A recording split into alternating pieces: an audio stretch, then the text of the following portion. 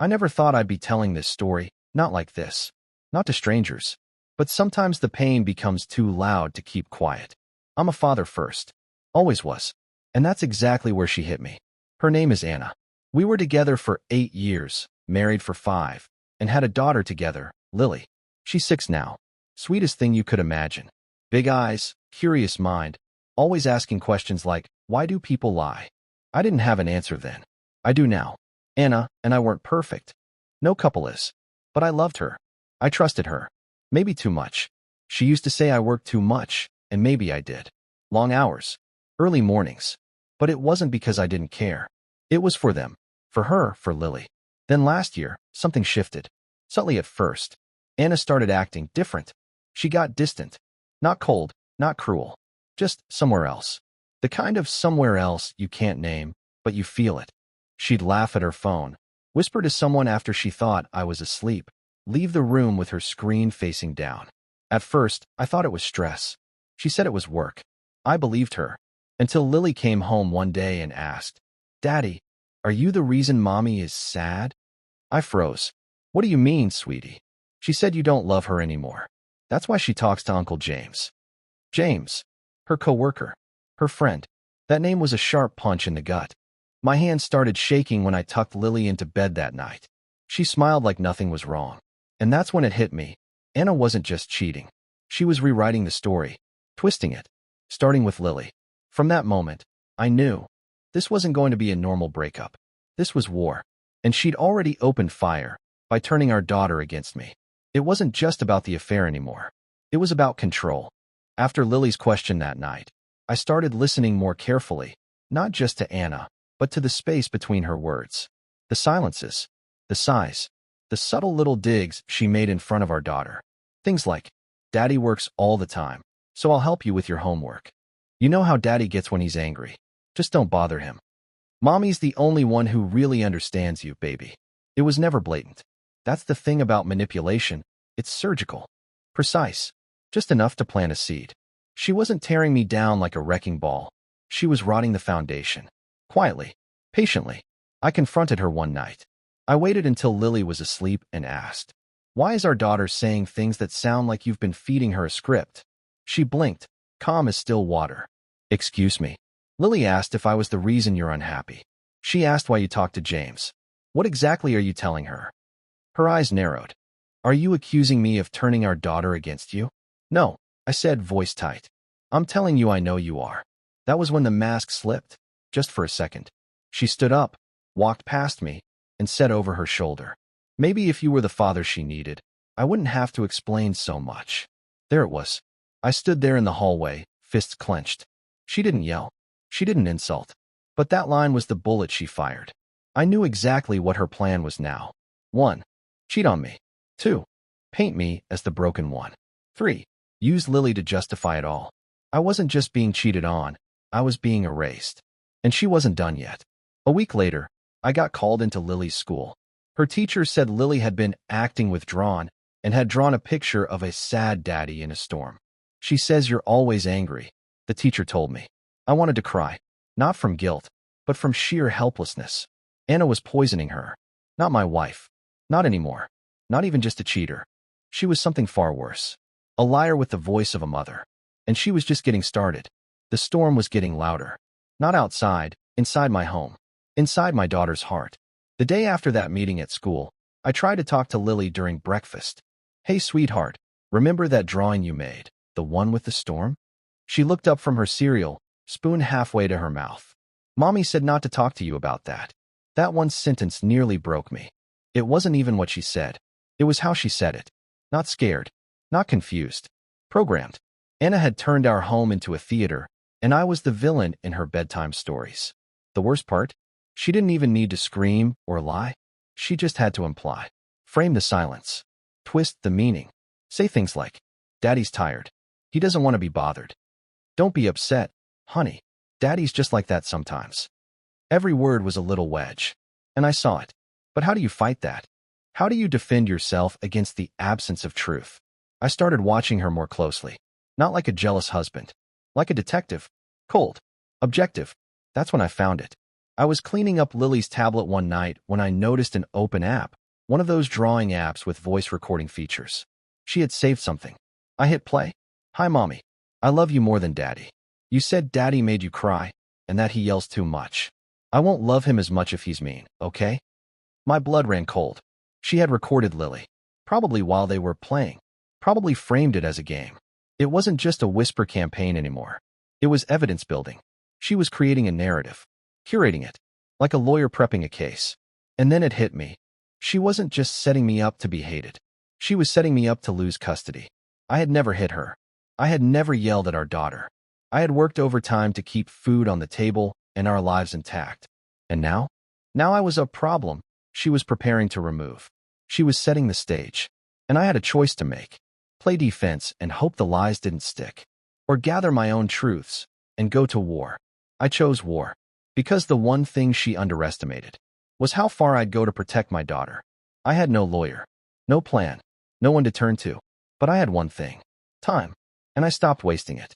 While she was busy whispering poison into Lily's ears and playing the devoted mother, I started gathering everything. Screenshots, audio clips, patterns in her behavior. Every drop of venom she tried to slip into our daughter's heart. I caught it. And I documented it. I became a ghost in my own house. I didn't argue. I didn't confront her anymore. I nodded. I smiled. I gave her nothing to twist. But I was watching. Then something happened that made my hands shake. Not with rage, but with grief. One night, after Lily fell asleep, I went to kiss her goodnight. She stirred, half awake, and mumbled something. If Mommy leaves, will you still love me? It crushed me. She was being used as a weapon, but the damage wasn't pointed at me anymore. It was breaking her too. I didn't sleep that night. I sat on the floor outside her bedroom door, knees pulled to my chest like a kid, just listening to her breathing.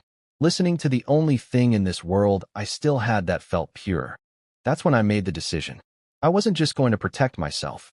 I was going to protect Lily's memory of me. Because if Anna wanted to rewrite the story, I was going to write the truth. Even if I had to do it in silence. Even if nobody believed me yet. I started saving the smallest details. The way Anna would make passive-aggressive comments to Lily when I was in the room. The sudden forgetting of times I was supposed to pick Lily up from school, only to accuse me later of being irresponsible. The phone calls at 2 a.m. from a number she claimed was her cousin from out of state. The slip-up when Lily called James, Uncle Daddy, once during playtime. Everything went into a file. Quiet. Secret. Ruthless. I wasn't fighting for a marriage anymore. I was fighting for my child's mind. I expected a scream. A fight. A dramatic confrontation where she throws dishes and blames me for being cold. But Anna didn't give me that. She gave me an envelope. I came home one Friday and saw it on the kitchen counter. My name, printed in neat black letters. Inside, a petition for divorce. Filed under emotional neglect. That was Rich. The same woman who'd been cheating, gaslighting, and reprogramming our daughter was accusing me of being emotionally unavailable. I stood there in our quiet kitchen, looking at the same countertop where Lily used to color while I packed lunches. And I thought, this is how it ends. No confrontation. No apology.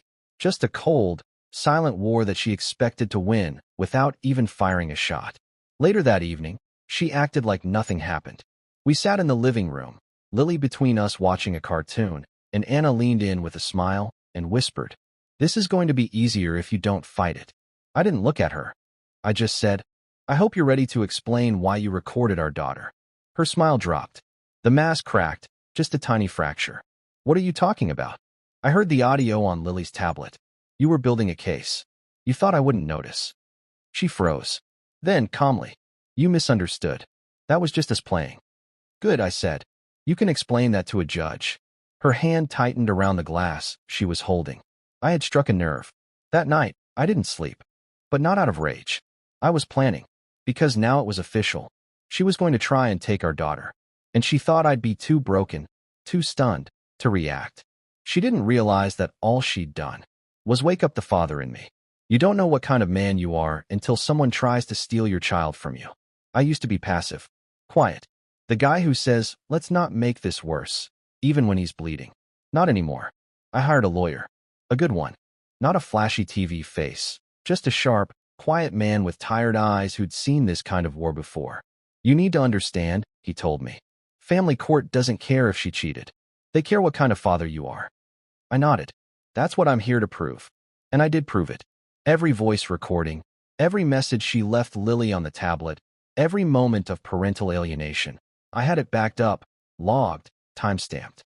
And most importantly, I had character witnesses.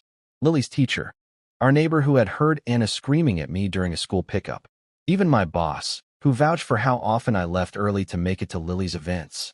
I became obsessed, not with revenge, but with documentation. Because Anna had made it clear, this wasn't about love or regret. It was about winning. She even showed up to one of the custody mediations dressed like the grieving, exhausted mother. She cried on command, talked about how volatile I had become. And then she brought up the fact that I once slammed a door during an argument 3 years ago. That's when I knew she'd burned the whole truth down just to walk out of the flames looking innocent. My lawyer stayed calm. Your wife says he's unstable, he said to the mediator. But here's her telling their daughter not to trust him. Repeatedly. Recorded. And here's the school reporting the child has become emotionally distressed due to conflicting narratives at home. That moment, that was the first time I saw doubt flicker across Anna's face. And in that doubt, I saw fear. Because deep down, she knew. She'd overplayed her hand. And I was no longer the man who'd quietly take it. She knew she was losing ground. The lies weren't sticking the way she hoped. The recordings weren't just playtime anymore. The teacher's report confirmed Lily was confused and anxious, not because of divorce, but because of Anna's emotional framing. So she did what manipulators do when the walls close in. She escalated. Anna requested an emergency hearing. She claimed Lily had told her that I was scary, that I had yelled at her and slammed a plate against the wall. She said Lily was afraid to sleep over at Daddy's house. It was all a lie. And Lily, sweet Lily, she had no idea what was happening. Just that her parents were pulling her back and forth like a rope in a war she didn't understand. I sat in that courtroom, watching her lie, and my hands shook under the table, not from fear, but from grief. Because even if I won, how would I ever explain this to my daughter? How do you explain that mommy lied about daddy being dangerous? That the person who kissed her forehead every night also weaponized her innocence in front of strangers? My lawyer leaned toward me. We're not reacting emotionally. We're proving the facts. So we did. We showed messages, dated, time-stamped, of Anna encouraging Lily to say she was scared. Little texts sent to her iPad like, if you feel nervous at Daddy's, remember to tell Mommy, okay? Don't let him scare you. And worse, sometimes Daddy yells when he's mad, right? That's not okay. We need to tell the judge so you're safe. She didn't say lie. She said it like a mother comforting a child. But in court, intent matters less than impact. And the judge saw the pattern. I'll never forget her words. Parental alienation is subtle but extremely damaging. Mrs. T, what you're doing is not protecting your daughter. It's manipulating her perception of her father. Anna's face fell apart in real time. Her hand trembled. She realized what I already knew. This wasn't about me anymore. She hurt Lily, and the court had finally seen it. The hearing wasn't long after that, and it didn't go how she thought it would. After months of building her image as the gentle, heartbroken mother, after months of whispering poison into our daughter's ear, after months of painting me as a cold, distant father, the judge issued her decision. Primary custody will be awarded to the father. For a second, I didn't believe what I heard. My lawyer had to squeeze my arm under the table to ground me. Anna? She didn't cry. She didn't scream. She just froze, like a statue cracking from the inside out.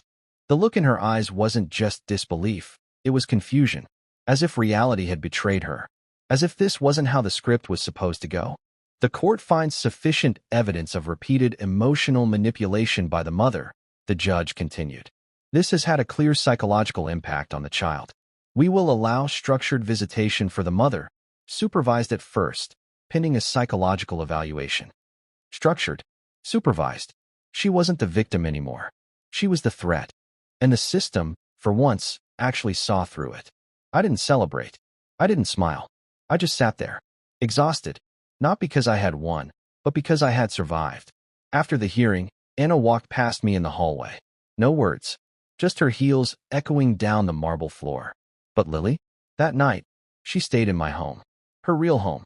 She curled up beside me on the couch, head against my chest, watching cartoons like it was any other day. And at one point, without looking up, she said, "Daddy?" "Yeah. You never stopped loving me, did you?" I couldn't answer right away. My voice caught in my throat. When I finally managed to speak, I whispered, "Never. Not for 1 second." She didn't say anything back. She just took my hand and held it, like it was the safest place in the world. The silence after the storm was almost eerie. No more legal letters. No more early morning emergency calls. No more accusations whispered through a child's lips. Just stillness. My home, once filled with anxiety so thick it clung to the walls, had become quiet, but not empty. Lily's laugh echoed through the halls again. The kitchen was alive with her chatter while I made pancakes. Her drawings covered the fridge once more. But something had changed in her. She was cautious, not scared, but uncertain. She watched my reactions like a child unsure which version of parent she would get, like she was waiting for the world to shift again. One day I asked her gently, "Do you miss Mommy?" She shrugged. "I don't know. It's okay if you do," I said. "She's still your mom." She looked down, then said something that shattered me. "Mommy said you were dangerous, but you make me feel safe." How do you respond to that? How do you repair what someone else broke with your name? You don't. You prove them wrong, day by day. I started keeping journals. Not for court, just for her. For the future. For the day when she might ask, "Why did all of this happen?" I want her to see it all. Not from anger. Not as a weapon. But as truth. Because one day she'll be old enough to ask the hard questions. And when she does, I won't twist anything. I'll just hand her the story and let her see for herself who was building a home and who was burning it down. A few weeks after the custody ruling, she came back. Not to apologize. Not to take responsibility. But to negotiate her image. She showed up outside Lily's school. I wasn't expecting her, but there she was, dressed in soft colors, hair done perfectly, with a gift in her hands. Something pink and sparkly, wrapped with the kind of care that said, "See? I'm still Mom." Lily hesitated when she saw her. I did too. Anna knelt down and opened her arms. "Come give Mommy a hug, sweetheart." Lily didn't move. "Is it okay?" she asked me softly. And I knew then, my daughter no longer felt safe making that decision without checking with me first. I nodded gently. "It's okay." She walked over, but slowly. The hug was short. Awkward. Afterward, Anna turned to me. Her eyes tried to show warmth, but her voice was all strategy. "I'd like to start rebuilding. For Lily's sake." I didn't answer. She took that as invitation to continue. This whole thing was messy. Emotional. You said things, I said things. But it's time we stop fighting and show her we're a team. The audacity. She had tried to erase me from Lily's heart. And now she wanted to link arms and pretend it was all a misunderstanding. I finally spoke. "You didn't just say things, Anna. You weaponized her. You put lies in her mouth. You told her I was dangerous." Her face twitched. "That was taken out of context." "No, that was you trying to win by turning my own daughter against me." She looked around, making sure no other parents were watching, then whispered, "If you keep talking like that, you're going to poison her against me." And there it was. The hypocrisy. She wasn't here to rebuild anything. She was here because she couldn't stand being the villain in Lily's story, even if she'd written every chapter of betrayal herself. I leaned in and said calmly, "I'm not going to turn her against you, Anna. You did that yourself." She stared at me, silent. Not because she didn't have a response, but because for once, there was nothing left to manipulate. No one left to lie to. Kids remember things differently than adults. Not with perfect detail. Not with timelines or court records. But with emotion. A tone. A look. A sentence whispered in the back seat of a car that sticks in their chest like a splinter for years. And Anna underestimated that. She thought children forget. She thought Lily would grow up with only the version of the story she fed her, wrapped in ribbons of Mommy just did her best, and Daddy didn't understand us. But one night, Lily proved her wrong. It was a stormy Thursday. We were on the couch with popcorn and an old animated movie when the power flickered and went out. She didn't cry. She didn't panic. She just curled into me and whispered, "Remember when the lights went out at Mommy's house?" I blinked. "No, baby. When was that?" "A long time ago," she said. "I was scared, but Mommy told me to hush because she was on the phone. I was crying in the bathroom." I swallowed hard. "Did she help you?" She shook her head. She was mad. She said it was your fault the lights were out, even though you weren't there. That was over a year ago. A moment so small. A lie so quiet. A wound so deep. And Lily remembered. Not the logistics. Not the explanation. Just the feeling of being alone. This was how Anna lost her. Not with one final betrayal, but with 1,000 forgotten ones. She thought she was building a case. She didn't realize. She was building a memory. One that Lily carried in silence, waiting to understand it. And now, she was beginning to.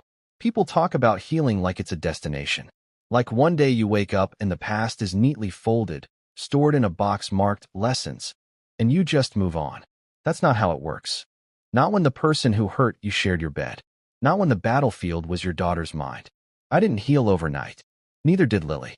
But we started rebuilding, in small, quiet ways. We planted a little garden behind the house. Just carrots and sunflowers. Something alive. Something ours. We started bedtime stories again. I let her pick the book, even if it was the same one 5 nights in a row. She started drawing again too, less gray. More pinks. More smiles in her stick figure families. One night, as I was tucking her in, she looked at me and said, "You don't hate Mommy, right?" I paused. "No, sweetheart. I don't hate her. But I don't trust her." "Me neither," she whispered. She said it like a child still learning what trust even means. I didn't correct her. Didn't fill the silence. Didn't try to paint her mother as better than she was. I just kissed her forehead and said, "I'll always tell you the truth." Because that's what Anna stole from me. The right to be seen honestly. She made me the villain, but she forgot. Villains don't plant gardens. Villains don't stay when it gets hard. Villains don't hold their child through storms they didn't create. She lied her way into temporary power. But truth? Truth has roots. And ours were finally growing again. It had been 5 months since the custody decision when Anna texted me again. Just one line. "Can we talk? For real this time." I stared at the screen for a long time. My gut told me not to respond. But part of me was still curious. Still wondering if there was a version of her that could face the damage she caused without blaming someone else. So we met. Neutral ground. A public park. No lawyers. No Lily. She sat down across from me on a weathered bench. Her hair was tied back. She looked tired. Not the Instagram-polished version of herself. The real her. Or at least, what was left of her. "You won," she said first. I shook my head. "No one won, Anna. Lily lost time she'll never get back. That's not victory." She swallowed hard, looked down, then said, "I was scared. You were pulling away, and I thought if Lily loved you more, I'd lose her too." There it was. The closest thing I'd ever get to honesty. But it wasn't enough. Because what she said next shattered any hope of true remorse. I didn't know what else to do. As if destroying me was a default. As if corrupting our daughter's sense of safety was just what had to be done. I leaned forward. "You turned a child into a spy. You whispered lies and called them love. And you want me to believe you didn't know what else to do?" She flinched. "I made mistakes. You made decisions. Every lie. Every suggestion. Every time you coached her to see me as something I'm not." She looked at me then. Not as the ex-husband, but as the man who didn't break. And she said nothing. Because there was nothing left to say. The moment she walked away from that bench, I felt something leave me too. Not pain. Not resentment. Just the need for closure. She couldn't give it. And I no longer needed it. It happened on a Saturday afternoon. No court. No drama. No witnesses. Just me, Lily, and a puzzle we'd been working on for days. One of those 1,000-piece monsters with a galaxy theme. We were sitting on the floor, quiet, focused. Then, out of nowhere, Lily looked up and said, "Mommy used to say you didn't care about us." I paused, piece in hand. "I remember," she continued, eyes on the puzzle. "She said you were mean and cold, but you made me lunch every morning and helped me find my blanket when I lost it." I didn't speak. I just listened. Something inside me braced, like waiting for a wave to crash. "You didn't yell like she said you did. You didn't break things. You just stopped smiling." That last line cut deep. Because she was right. That was when I started to die inside. Not all at once. Just a little more each day. I put the puzzle piece down and said gently, "I did stop smiling, baby. I was sad, and I didn't know how to fix it without hurting you." She looked at me then, 6 years old, but eyes like she'd seen too much. "You didn't hurt me. Mommy's words did. They made my tummy feel weird." She scooted over and leaned against me. "I don't think you're the bad guy, Daddy." That's when I finally cried. Not the broken, gasping kind I had in those lonely nights after the divorce. These were tears of quiet release, tears of truth being heard.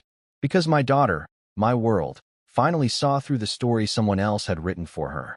And now, she was starting to write her own. It's been a year. Lily's taller now. She laughs louder. The haunted look in her eyes, the one she didn't even know she carried, is finally gone. We still talk about her mom sometimes. Not out of bitterness. Out of curiosity. Lily will ask little things like, did mommy always like strawberries? Or was mommy ever scared like me? And I answer, gently, honestly, because I swore I'd never use my daughter the way Anna did. That's what this story has always been about. Not betrayal, not cheating, not court papers, but a child caught between two truths. One manufactured in whispers, one lived out in silence. Anna sends letters now, cards on holidays, guilt wrapped in glitter. Lily reads them. Sometimes she asks to call her, and I let her. Supervised, brief, because forgiveness isn't a weapon. It's a choice, and Lily deserves to have that choice when she's ready. As for Anna, she tried to write the final chapter for all of us. Tried to brand me as the cold father, the absent one, the storm in the house. But stories have a funny way of finishing themselves. And the ending? It wasn't the one she expected. Because the villain didn't fall. He stood, quiet, steady, unshakable. And the hero? She was 6 years old, holding a puzzle piece, whispering the truth back into the world.